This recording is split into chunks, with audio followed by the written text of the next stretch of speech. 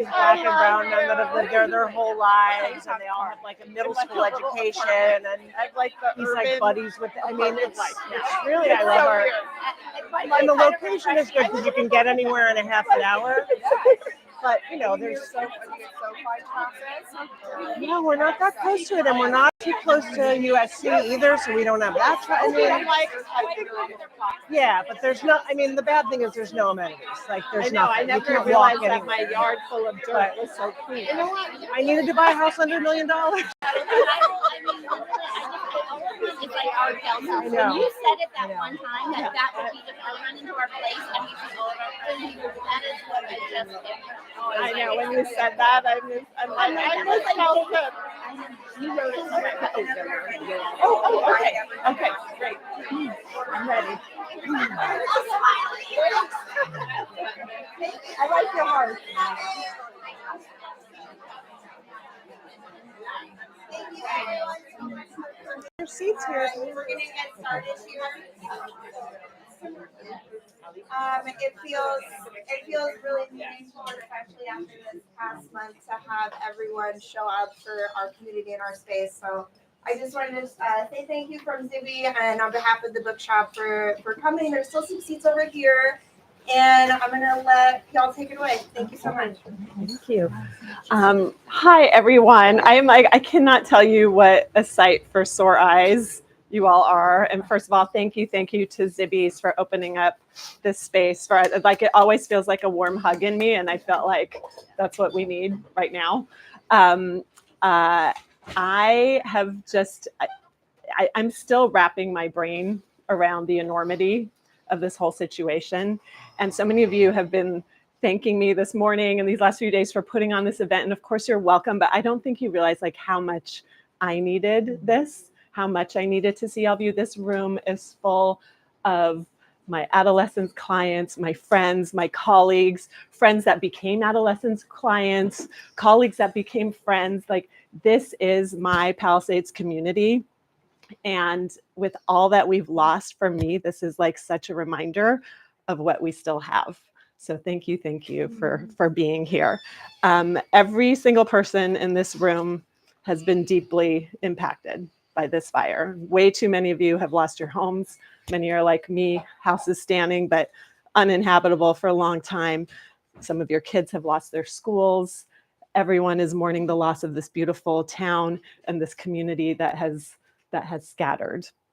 And so I know that this is so hard. I'm with you all. I'm watching you all, like what you are doing right now is incredible, right? On top of dealing with these emotions, all the logistics that you're handling, the insurance companies, the remediation companies, the debris removal, like finding a temporary place to live, like raising a family in an unfamiliar place, not having your besties with you. I'm making everyone cry. And this is hard. And because it's so hard, I come bearing Kleenex. I thought this would happen. So I've got lots and lots of Kleenex.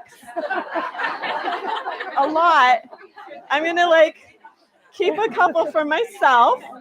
Okay, so pass these around. So I knew that this would be hard and emotional. So I brought the Kleenex and I also brought reinforcements. Okay. So I want you to and by the way, forget that I don't know every single person in this room. So I'm Dr. Dolly Klock. I'm a family medicine physician. I'm the founder of Adolessons. It's how I know so many of you through my puberty workshops and my talks for parents and tweens and teens around adolescent health and behavior.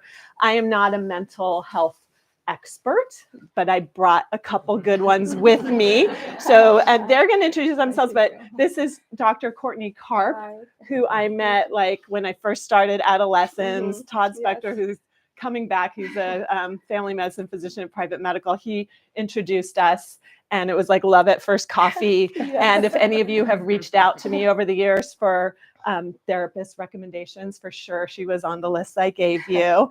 And then Dr. Marisa Crandall here, I met also about a decade or so ago, and she was for a long time the lead psychologist at Marlboro, which is my alma mater, where my daughter goes to school, and we've worked together professionally, and she now has this amazing coaching business.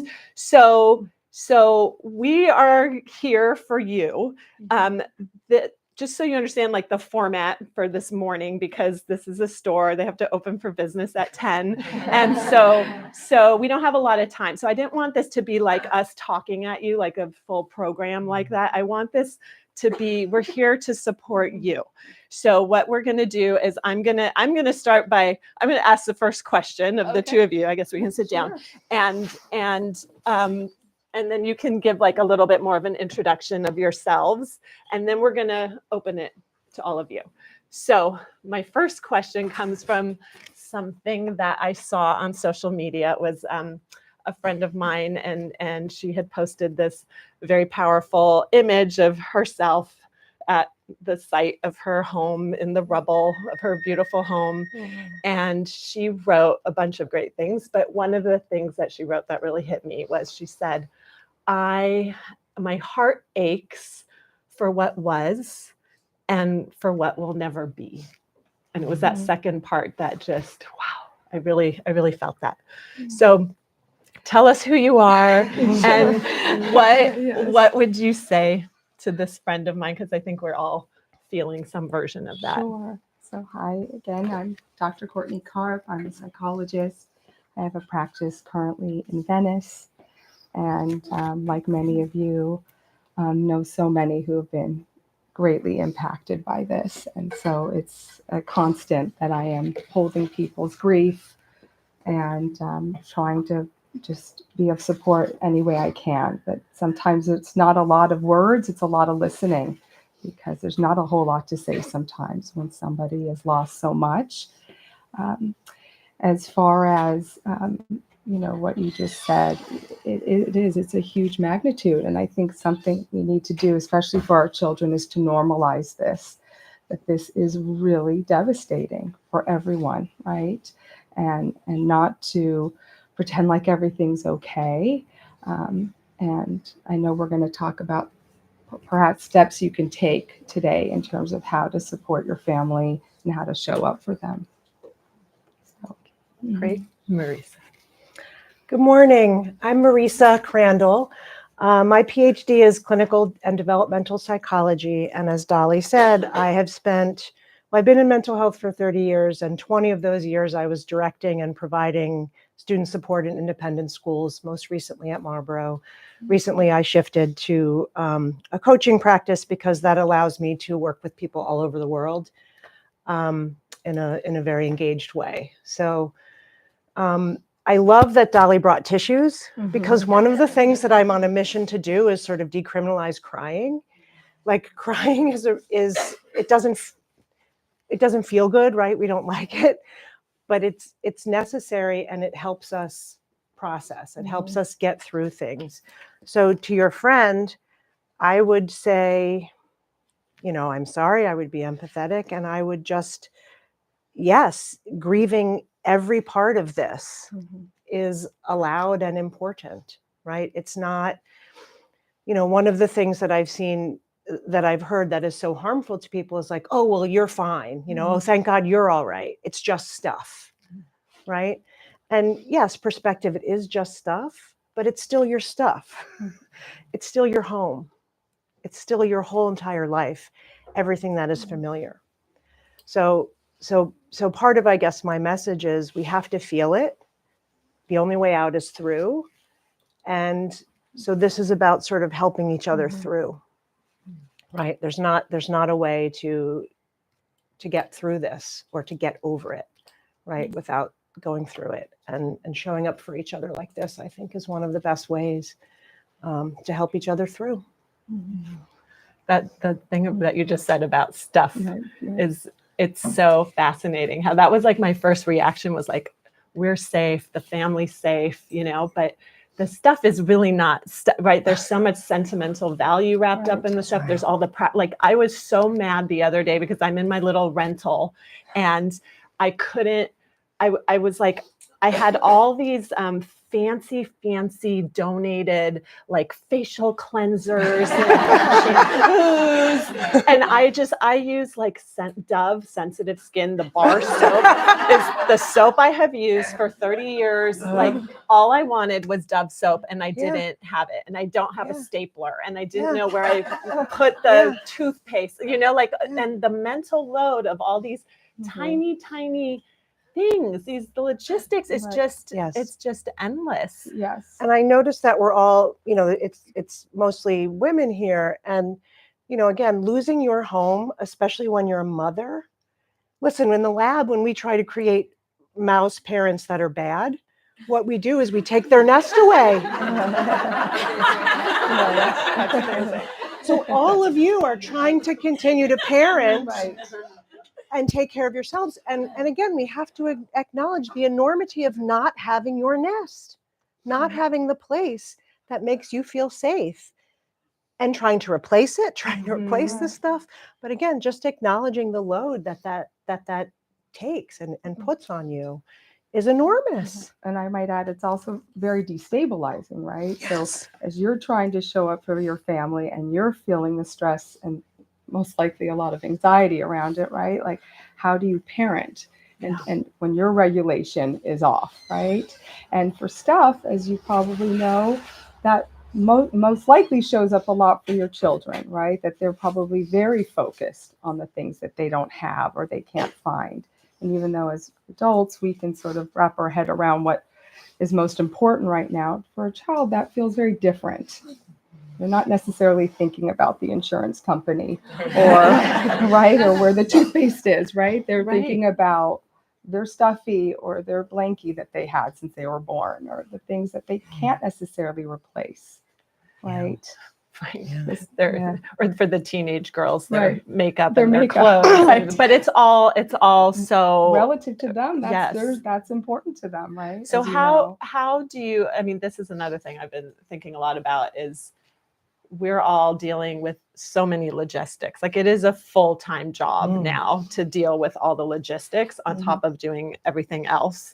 And, like we always, and you all have heard me say, those of you who know me through Adolessons, like what we model as parents is so important, and the importance of our own like emotional regulation and all of that. And I will tell you, I've been failing miserably. Like, truly, I'm better now, but like the first couple, like it just like, it's not practical. You cannot do it all. So I wanted to just share that because like figuring out how to regulate our own emotions is super important, and what we're modeling is so important, but also we're human beings, right? And I just want to give you all permission to not be perfect right now, right? Because this is like humanity. This is like our kids' opportunity to see us in these stressful times and see how human we really are. And there's always room for repair. There's always room to like talk about this and all the bajillion ways we're messing up right now, but all the stuff we're doing very right.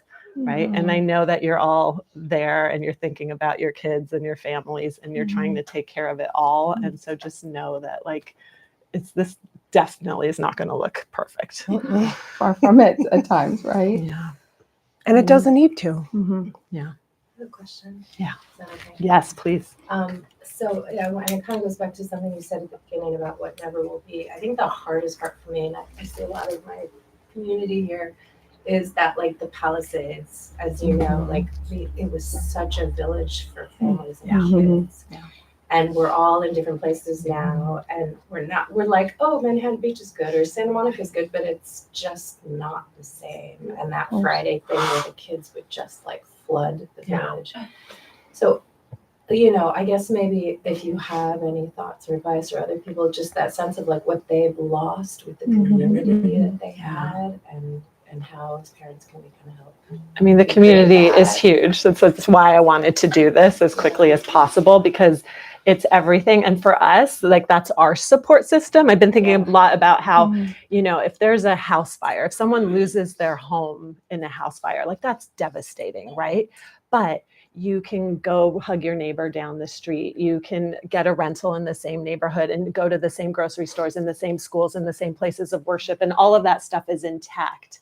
But we're all scrambled, right? And so that kind of support isn't there. And yes, we're connected and we see each other on Zooms there because there's a Zoom every day apparently for something. And, you know, so but we are going to have to make a very conscious effort to keep that sense of community, right? Yeah. I mean, I will say that I'm sure a lot of you know about the website We Are Pally Strong has like so much there. And I was thinking that, you know, like things like our weekly everyday things that we see neighbors, like the farmer's market. And, you know, I think those kids, I feel like are, I think it's great with the athletics that like Cheviot Hills and Venice Rec Center, like they're all like stepping up to host Pally family so that we can all be together somewhere else. And I was thinking like, wouldn't it be great if like the farmer's market could be like a Pally farmer's market, like you know, somewhere or something, some kind of like events that like keep us together.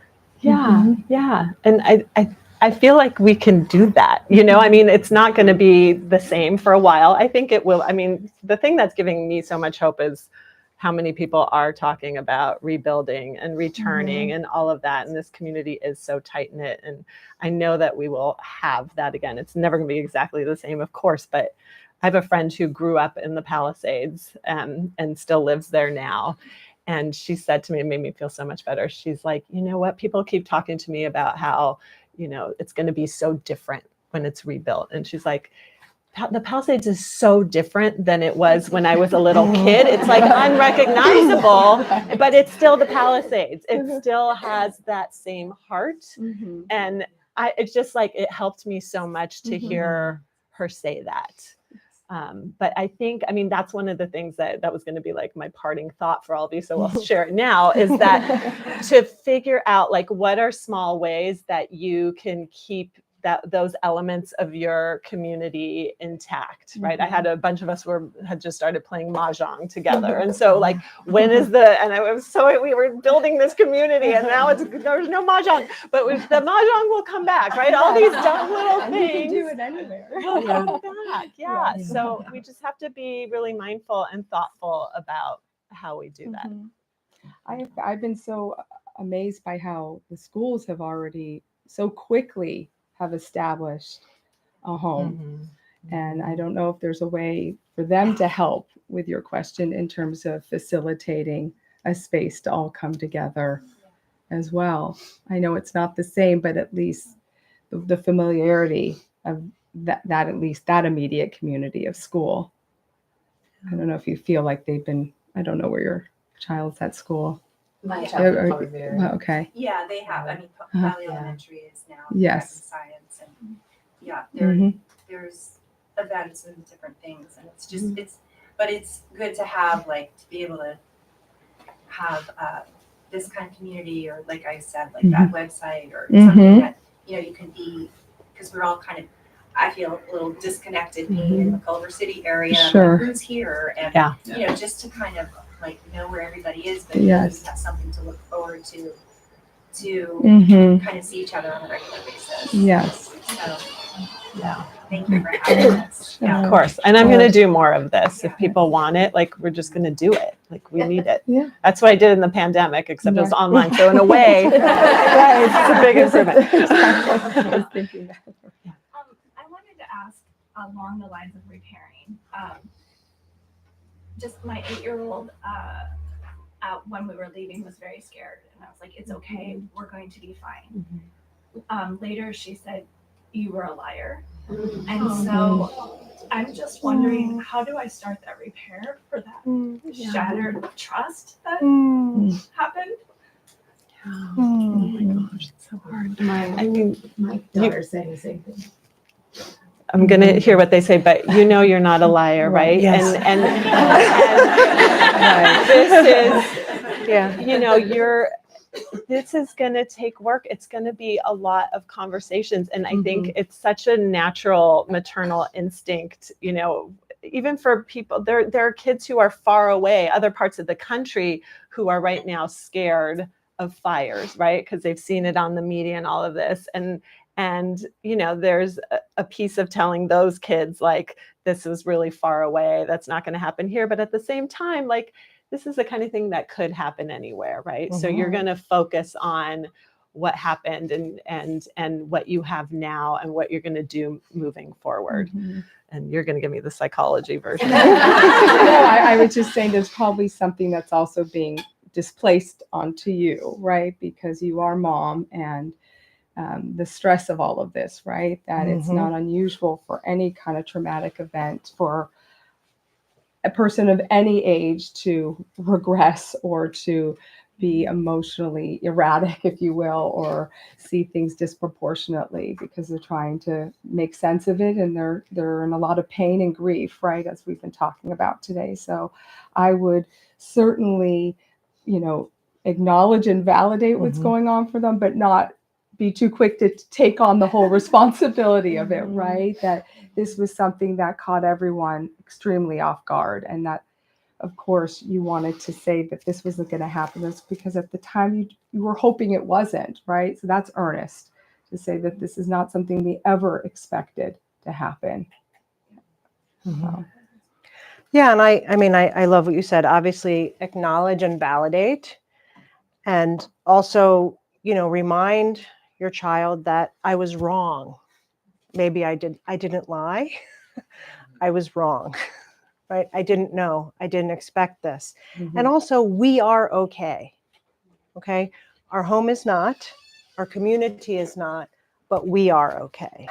And I would probably add something like, we are a family that has the internal resources that we are always going to be okay. No matter what happens, we as people are going to be okay.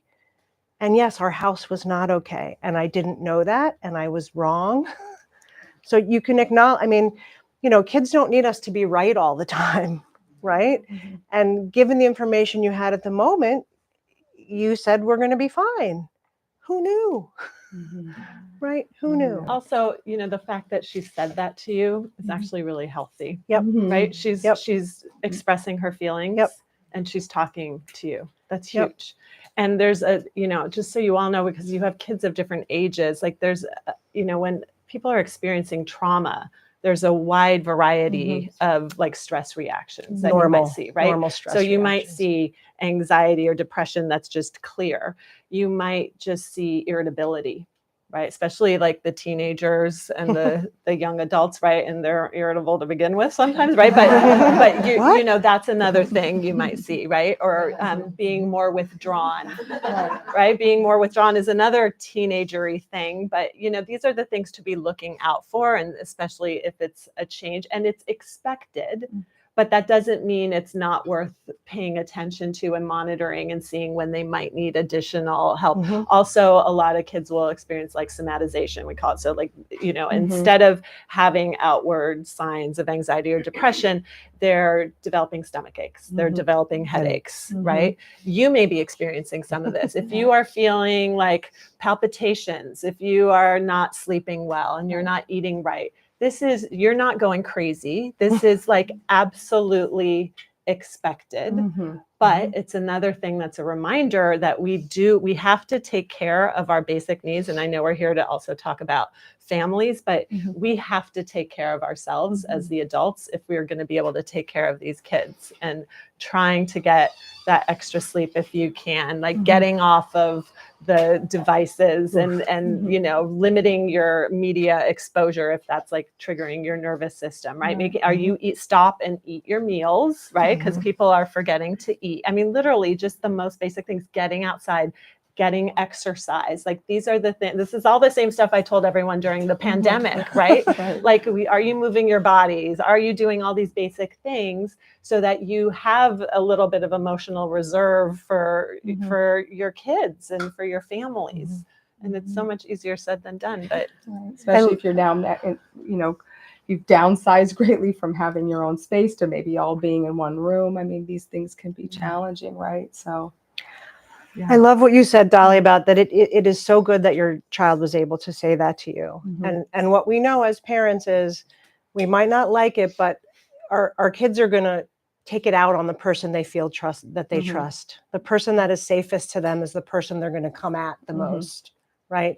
So as awful and hard as it is to hear that, when you can reflect, remind yourself that that is because you're doing what your kid needs, which is you're providing your children with a safe container to express themselves, right? And that's what they need. So it's very painful. The other thing I would say, I love what you were saying, Dolly, about self-care. The moment that you notice that you are dysregulated, then everything else that you're trying to do should take a back seat to doing what you need to do to get yourself feeling more equanimity.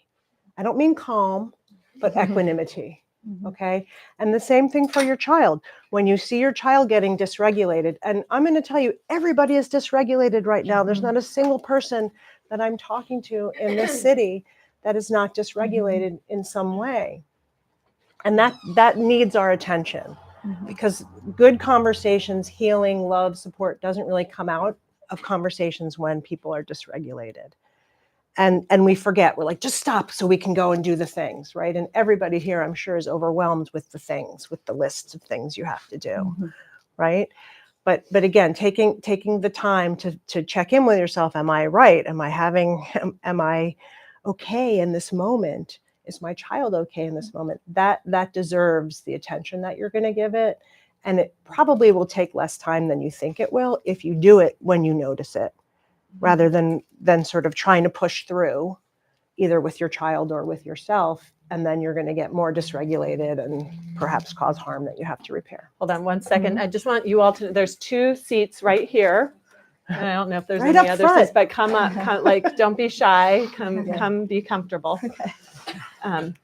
Yes, I Andrea. have a question about, we lost our house completely, and I'm just curious if you could speak to kind of the nature of isolation a kid can feel. Like, I can be happy for everyone that has their home, and I know deep down my kids are, but it's very isolating. There's a lot of complaining and conversation about, like, oh, I can't go home, which is different than I have no home to go to. So I'm just curious if you can.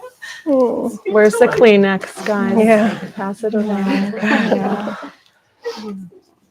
Just speak to, like, the isolation that maybe our kids are feeling. I'm so sorry. When they're it's actually a small group of us that fully lost our home, And it's big, but it's also small. So they don't have, there's some activities where my daughter doesn't have anyone else. And not that she wants to commiserate, but, like, I'm just curious how to kind of, like, let them process that. Like, yes, we're okay, but our home's not. And then, like, you might be in a situation where everyone, like, we went to something where everyone was very happy to be out and together. And it was like no one was going through. Because they don't even live in the house. So anyway. I mean, I think it's along some of the lines we've been talking about it. I think it's okay to recognize how difficult this situation is, right? And how hard it must be to feel so separate and isolated. I mean, a lot of that reflection, sometimes we don't have a solution or we can't change something, but it's about how understood we feel is often what's the most healing and grounding for somebody.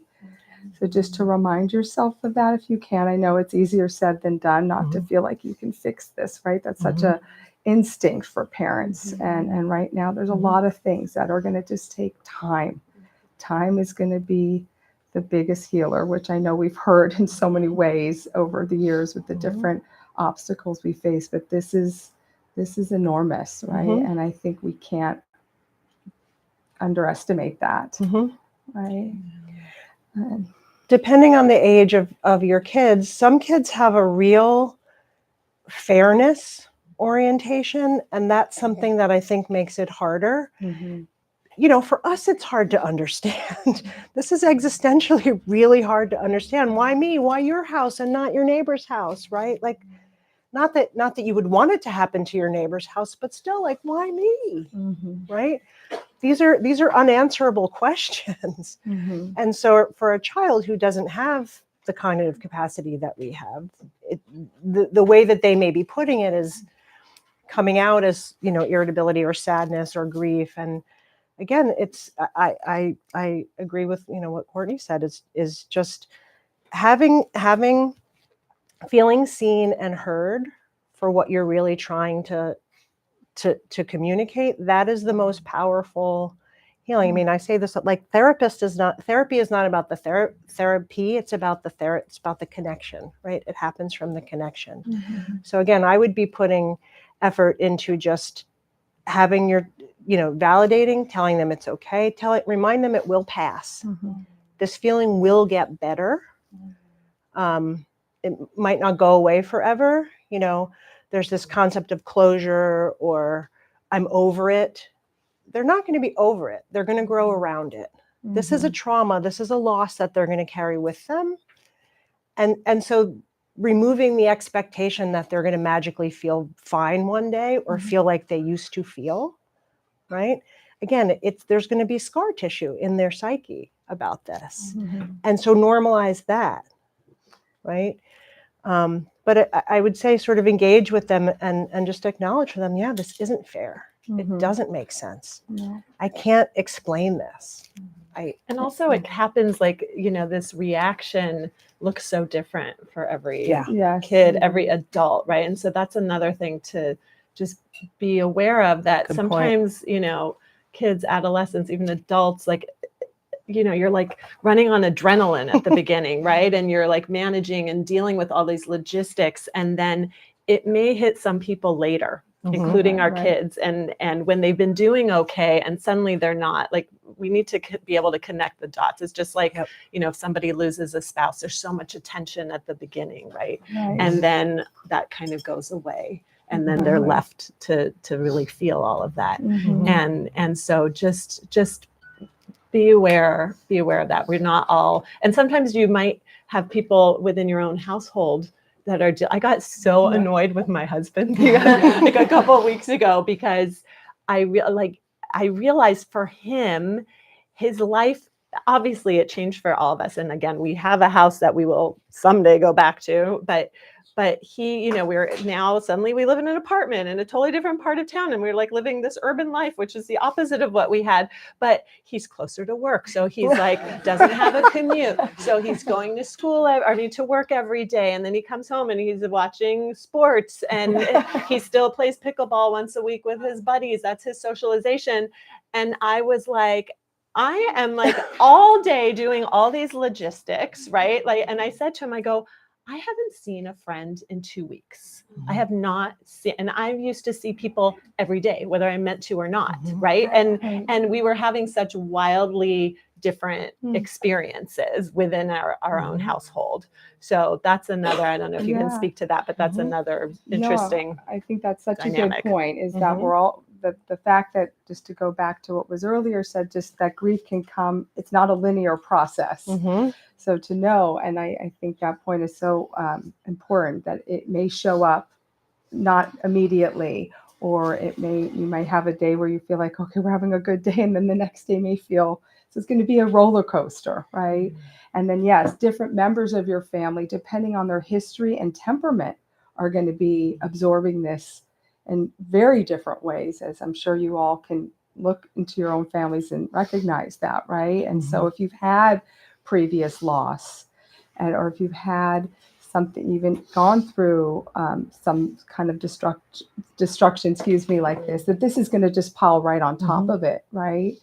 So to be mindful and to be compassionate, but also to try to get your needs met, and to, like you said, you had to remind your husband, like, this looks differently for me right now, right? And how important for him, because maybe he wasn't necessarily thinking that at that moment, right? Communication. You had a question over there, did you? Oh, yeah. I've got kids who are the opposite. So I have teenagers, and shockingly, even under the best circumstances, maybe not want to talk to their parents about the deepest, most innermost feelings. What? One of mine in particular, after this, it's like, there's nothing. And obviously it's coming out in a bunch of other ways. Does not want to talk, does not want to acknowledge it. obviously I want to let her feel her feelings to the extent of, hey, in her own time, et cetera, et cetera. A month is your own time, 6 months is your own time, a year is your own time. How much do you leave before you start to worry about, this is going to get buried, this is going to be something she never deals with? Like, Yeah. I mean, again, this is going to look so different for every single person. And you do want to give her space and let her process in her way. I think the most important thing for all of our kids is just to know that we're there for them, right? That's what they really need, is they need that like attachment to us. They need to know that we're emotionally available for them. So, like maybe some reminders that you're there for her, maybe finding ways of sharing how you're feeling and how you're processing, not when you're in the midst and you're emotionally dysregulated, but when you're in like kind of a calmer place, talking about that, because that just opens the door, and she may not further open the door, but she's hearing that and she'll know that you're available and that you're willing to talk. I think also with teens, it's important for them, sometimes, and even fires aside, like sometimes we're just not the right person for them for big stuff. Like, so who's your team, right? Are there other adults, trusted adults in your life that she has a relationship with? Maybe it's like an aunt or uncle or a grandparent or somebody, like encourage them to talk, or ask those people that are close to them to, can you take her out for lunch or something, and try to get her talking. And then also just offering up, like this is a time, especially if you have a kid who you've kind of been worrying about and has maybe been hesitant to like try therapy or something like that. If you're worried, like listen to your gut instincts. And if you're worried, this is a time to say, like, a lot of people now who have never needed therapy before are checking in. They're just checking in with people. This is a huge thing that has happened to us. And so I just want you to know that's available to you. Maybe like try with that tact. What do you all? Yeah, or a group, perhaps. I have some teen clients right now who are like, I'm not processing it. I just am not processing it. And again, so I think to recognize that sort of dissociating from the event is a coping strategy, right? And our bodies are metabolizing this stuff just the way we metabolize food. We don't have to think about it necessarily. Like, it is happening. It is happening, even if we're not necessarily giving it a lot of attention. But I like what Dolly said, which is just making sure, well, first of all, you want to make sure that they're functioning outside of the home is fine, right? If you start to receive reports from school that they're not doing well, they're not showing up for teenagers, risky behavior, substances, things like that, then absolutely talk to a professional. Yes, that's not something you want to mess with. But if everything else seems okay and they're just not wanting to talk to you about it, I think, as Dolly said, it's important to make sure that they know that you're available, that you will help them, and also explicitly saying to them, if I'm not the person you want to talk to, we'll find you someone that you can talk to, right? To help you process this, to help you through this, to just name for them that, as moms, we want to be everything for our kids, and we can't be. I have 2 young adult children, and believe me, they've had therapists. Right? Like, it's just, one of them is here right now, and she can attest, right? So just making it okay that however they need to process this, they can. But what's the point where that, like, she doesn't want to talk to anyone. There's nothing she wants to talk to me. Yeah. She doesn't want to acknowledge this happened. She doesn't, we're going to look into a place to live. She won't get out of the car to look. Tell me when we're moving in. Like, she just, there's absolutely no one therapy. Of course not. Nothing like that kind of stuff. Is there a point where you after a month, I'm not going to push her still because it's too soon, right? So is it 6 months? Is it a year? Is it because she's not the kind of kid who's going to turn to me at 8 months in and be like, okay, now I'm ready for therapy. It's not going to happen. Right, and she may not be, and I think it's so. I think that knowing what those barometers are of like her functioning, right? Like, are other things falling by the wayside? Then you have another opening and entryway to say, look, we got to pay attention to this, right? Even though her shutting down or her not wanting to speak, again, that there's a spectrum of how people do that in general, regardless of a traumatic event facing them, right? So we have to sort of, you have to sort of join her where she's at, but you don't have to stop talking about it. You don't have to stop modeling the process, right? And checking in with her.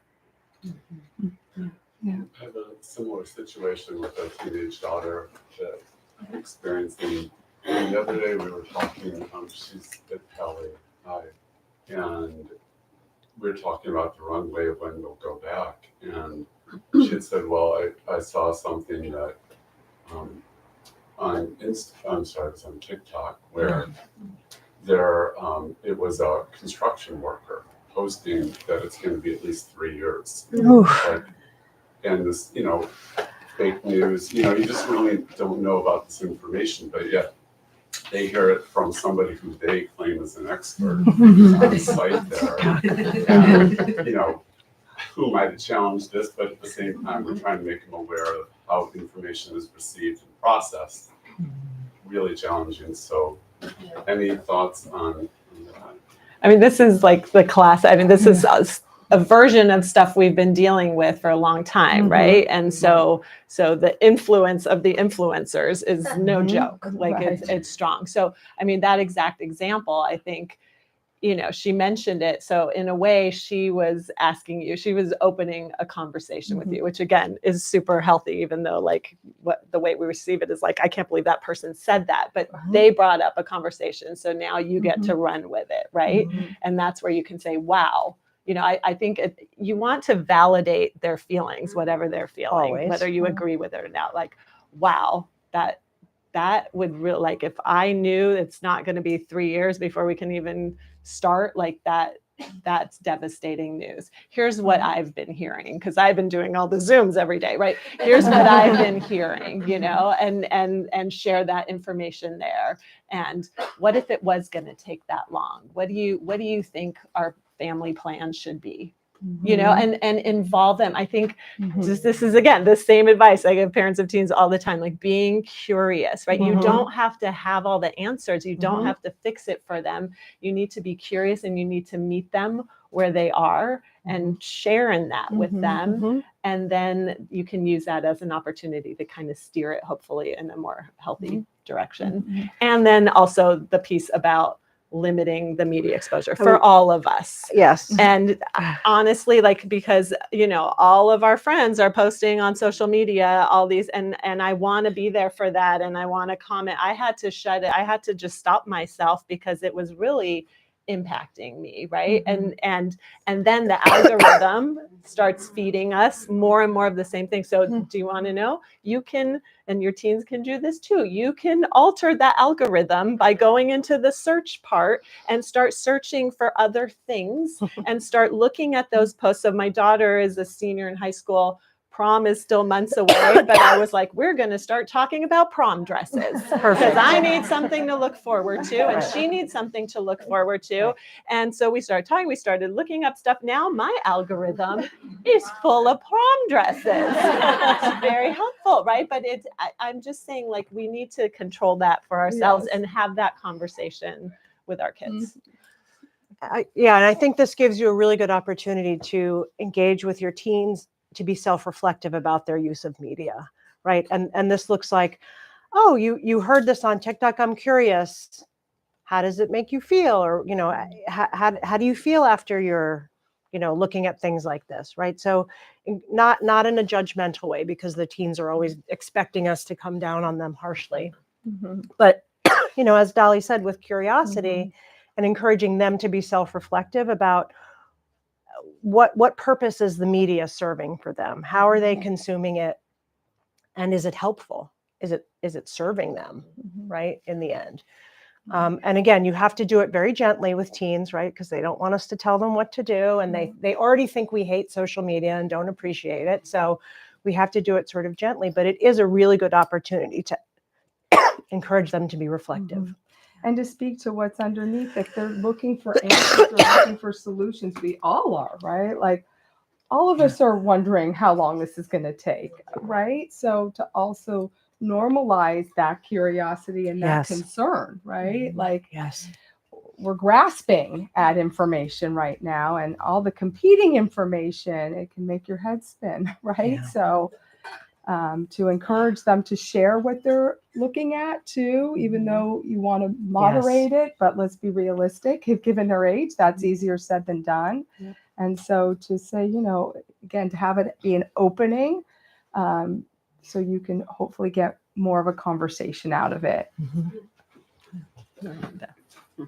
You mentioned isolation, and it really struck me because I feel like there's isolation in the grief that we're feeling right now. And I find with family members or friends, even who live on the other side of town, they don't understand. It's almost like they've moved on because the news cycle has sort of dropped off a bit. And I'm having a hard time living in two different worlds, like the grief of the world that I mentioned to you. I feel like someone just took the vision board for my life and like shook it upside down, and all these huge chunks of it are gone, and I don't know where to find them, and but how do you straddle like the outside world, which has moved on and seems really normal, and all the questions that come at you, like, well, why can't you this, or why can't you, kind of like move on already. And then where we are, which is, unless you, I think, lived in this and experienced the loss of this magnitude, it's really hard to understand. Yeah. Well, I think that loneliness piece of it is so huge, and we're in the midst of a loneliness epidemic in our country to begin with. Like half of young people and a third of adults experience loneliness. And the Vivek Murthy, the Surgeon General, who's on his way out, he did an advisory on loneliness because it's tied to physical It's the new concerns, smoking. It's right? the new It's smoking. associated with cardiovascular disease, dementia, anxiety, depression, all that stuff. And his parting letter to the country, if you didn't see it, was about community. And I thought, oh, this is like so apt, right, for this moment that we all are in, right? And he talks about sort of the three pillars of community being relationships, service, and purpose. And I think that is something for all of us to be thinking about, and for our kids too, right? So what are our relationships? How do we maintain those relationships during this time while we're still scattered? What can we do? Because service not only helps other people, and we all feel like we need the service right now, right? But we're going to get to a point where we need to be in service as well, because it feeds us, right? And it could be one of many things that gives us a sense of purpose. And what else gives you that sense of purpose, and how do you lean into that, right? These are really basic and important things. And I think the community piece is huge to moving on. And it is weird when you are living somewhere, I'm in Hancock Park right now, and it's like normal days over there, and it's so weird, right? But in another way, it's sort of healthy and refreshing, like forcing me into like life, right? And I was visiting with some friends last week at Brentwood Country Mart and ran into a bunch of people, and I realized how affected everyone on this side of town is, including folks who never were at risk of even evacuating, but now their community is scattered. Their best friends lived in the Palisades, and now they're in the South Bay, right? And like, we are all feeling this. So I think the community is the huge And maintaining as best as you can, like what is still available, whatever is predictable and familiar in terms of routine, I think can also be very grounding. Right. And even though people are scattered, like, how can you all still show up and see one another, even if it requires, making more effort to do that? Practically, I also encourage you to just come up with sort of a couple go-to statements that you can say that are sort of boundary setting for yourself when you find yourself in a situation with someone who's like, life is normal, and is expecting you to be life as normal. And I encourage you to do this with your kids too, right? Because then again, in the moment, you're like, how can this person be so insensitive, or, they don't understand anything. And again, then you're getting that emotional flood. And so just having a couple go to, like I remember when I was pregnant and people would like to tell me their horror stories. I was like, I literally trained myself to just say, I'm only interested in happy birth stories right now. Thank you. Right? Because people don't know. People are in their own stuff and they don't know what to say to you. So they think that they just have to, oh, everything's great. You're fine. All that stuff. So just come up with something that feels authentic to you, but that sets a clear boundary. Like, I'm still grieving. I'm still in this. And I don't need you to drag me out of it or to imply that I should be out of it. Right. But just having something that's rehearsed. You don't have to think about it. Protect yourself. I have a question about, I'm trying to figure out how to navigate, like, I guess that same space you were describing, right? Between our world and then like the real world. And, with my work boundaries and the expectations of work, but then also my son who's 16 and like a junior. So he's taking the ACT tomorrow. Like, he's gearing up for college applications. He's in like, I don't know, 4 AP classes or 5. I can't even remember.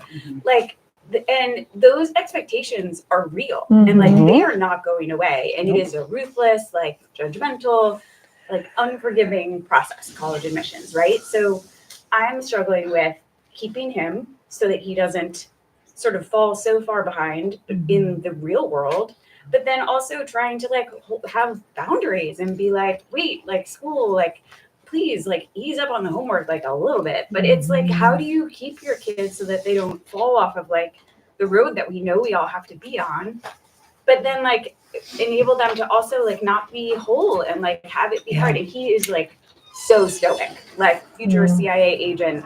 Like, he does not give anything up. And so it's like, it's like, what is happening? Like, I don't know what to do with like the unforgiving like expectations of the real world that were unforgiving even when we were all theoretically intact. The college industrial complex in this country is inhumane. Let's just say that. And I think that what we don't do well enough sort of in the education system is teach kids to be strategic, and that it is okay to be strategic in how they apply themselves. Meaning, routinely teachers tell kids, well, you should be giving 100% of your effort in everything you do, right? Who of us does that every day? And the joy of being an adult is we don't have to, right? So I think just sort of acknowledging that for him and acknowledging the struggle, right? The idea that these are unreasonable expectations that are being placed on you. Me as your mother, of course, I want you to be successful. I want you to have all the options, but I trust you to be strategic, and I believe in you. Just giving him the sense that you see him and believe in him and recognize that these expectations are unreasonable, and that you're for him, and whatever he's able to show up with in this time especially is enough for you. I think that's really powerful for kids, because if they're trying to meet the expectations of, as you said, the world, they're not going to. So your family can create different values. He doesn't have to be perfect. Yeah. He doesn't have to get into his top 3 schools. It will be okay. And that piece you cannot change. That is what it is. What you can change is like you're supporting your son through his own experience in this context, right? And doing the best that he can within this context. And there will be a place for him to explain exactly what that context is in his applications as well. And I think all of us, fire aside, need to be less focused on that outcome in that small list of names and schools, right? And just be more focused on these kids and all that they're going through in their lives. So I have a question. I'm noticing I have an 8-year-old, and there's this fear now about fire. Will a fire start from a light bulb? Or will a fire start from someone burning something, from a match? How would you suggest to approach that, all those conversations? Because you mentioned earlier that, we don't we don't hold the answers to the future. So obviously a lot of things can happen, but I don't want it to turn into a pattern of these questions and then turn into something more traumatic. Because it's not the event that causes the trauma, it's how long you're sitting, from my understanding. And correct me if I'm wrong. But what we call like perseverating on something that is a very common response to a traumatic event. So I would help her understand that these thoughts, these intrusive thoughts that she's having, is all part of a response to something that we all just went through as a family, right? And that, again, if these things do persist, and again, not knowing your daughter, not knowing her temperament, not knowing the history of your family, these things can show up in different ways, right? The worries. And so you want to keep an eye on it, like as you are, right? And if it does persist or it becomes unmanageable, you might want to consider more support for your family. Is there something you can speak to in terms of like younger kids might very well, incorporate these themes into their play, right? Like it's part of how they're processing everything that's going on. So to what extent is that normal and anticipated, and when do you worry more? That's a good question. I think it's not a general answer. I think you have to know your child, right? And if this is out of character for them, especially like something to maybe pay attention to more, but also at the same time recognizing that this is a normal response to a very stressful event, to say the least, right? So I remember during the pandemic, so many families thought the pandemic created their child's anxiety. I said, likely the seed was already planted, it just compounded or exacerbated it. And as we saw after the pandemic, as the years went on, we saw those kids who those anxieties went away and those where it stuck, right? And sometimes we don't know that when we're right in it. Yep. So things will become more clear. And did I hear and understand correctly that a worry can be part of a characteristic, like a personality? The worry part? So yeah, sure. Like everything else, worry and the amount you worry is distributed in the population, right? Some people are, some people have a default setting that's like everything's great. Some people have a default setting that's like, right? And there's a million things that impact that. But to speak to sort of when should you worry? We want their trajectory to be positive. So we want, in terms of intrusive thoughts, in terms of, perseveration, we want it to be getting less intense and less frequent over time. If that's not happening, then you need to talk to a professional. And what time? I don't know, 6 weeks, a month, so I've seen some things that say even up to 6 months. It really, again, then you want to look at, again, the overall functioning of how is your kid doing and how are they coping, and are they using coping strategies or skills that are not healthy to them. Then obviously you want to talk to a professional. But, again, you want their trajectory over time to be improving, not getting worse. If it's getting worse or staying the same over a long period of time, then you want to talk to someone. It's so hard though, because we speak to how everyone has different levels of loss. So if I have a family in my practice that they're saying one place this month, next month they're somewhere else. I mean, there is still so much disruption, stress. So I don't even know if we could really measure this timeline that maybe we would generally apply to like an acute stress response. Like you're still in a stress. So like I'm sure many of you are still juggling a lot. So this is time. And uncertainty is the most anxiety provoking thing, right? Even if you know something is going to be terrible, that's less anxiety provoking than uncertainty. So just again, remember that like the more uncertainty that your family is still dealing with, the more we can expect everybody to still be impacted. And managing anxiety is energetically very expensive. I'm hearing from people they're just exhausted. And again, that belongs. I am looking at my watch, which I hate to do, but I know that we have to give the store back. So here's what I would say to all of you. Number one, thank you for being here, not just for me, but I think this is really healthy. And I think talking through this together with other people who are going through similar situations is very, very healthy. And I'm going to encourage you to do more of that. Is this something you would like to see more of? Like, is this, okay. So I'm going to figure out how to make that happen. And I know some of you still had questions, so I'm not rushing off. If you have questions that weren't answered, I think a couple of us, we can stay and answer your questions. And then I'm going to Cafe Lux afterwards. If anybody wants a hug or wants to share a coffee, that's where I'm going. And we will do more of this. You guys, you're so strong. Like you might not feel it all the time, but I'm watching you. And I think you should be really proud of yourselves for everything that you're managing right now. So thank you for being here, and thanks again to Zibbies.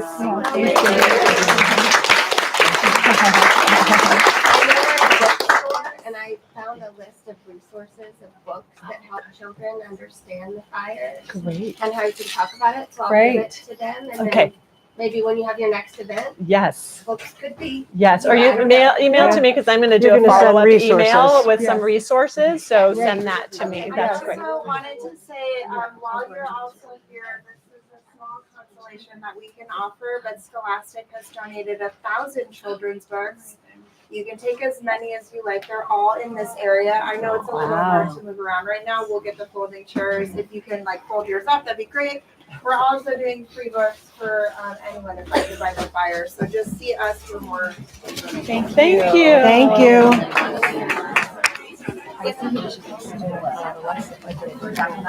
Yes. We should. I would do it if you want to do it with me. I don't want to do it by myself. Yeah. So we have anything after school, right? Yes. Okay. Yeah. So yeah, let's think about it. Okay. Thank you guys. You're such pros. I wanted to touch you with tea. Okay. I owe you an email. I got it, but I was so busy yesterday. And I didn't expect you. I'm so very warm. Yes. And Julie. Anyway, if you, because I was like, I have to go. I'm going. So anyway, I'll see you there, baby. Okay, that would be awesome. Yes. I'll let you know when I go. Bye. Okay, let's discuss. Yes. It's a really good, it's a big meeting. Oh, perfect. Sorry. Awesome.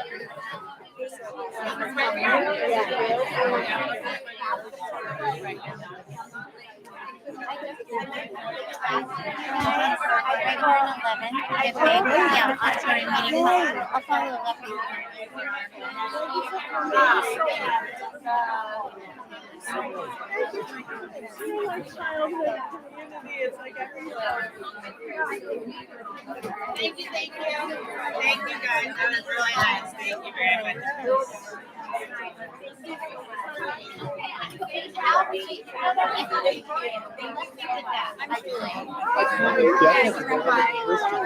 Yeah.